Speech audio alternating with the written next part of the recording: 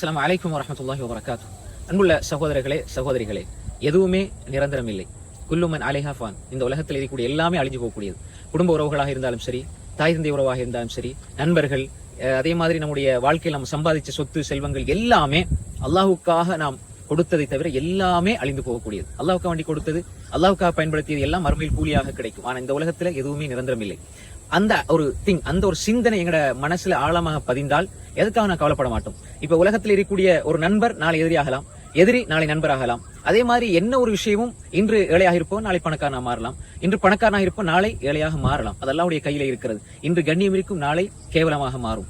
இன்று கேவலமாக இருப்போம், நாளை கண்ணியத்துக்குரியவராக மாறுவார். எனவே எதுவுமே நிரந்தரம் கிடையாது. அப்ப நாம் என்ன அடிப்படையை புரிந்து கொள்ள வேண்டும் என்றால், எதையும் இழக்க எதையும் விட தயார். ஆனால் அல்லாஹுவை எதற்காகவும் விட்டுக் கொடுக்க கூடாது. அல்லாஹ் நம்மோடு இருந்தால் எல்லாம் நம்மளுக்கு கிடைக்கும், அது அருளாக இருக்கும்.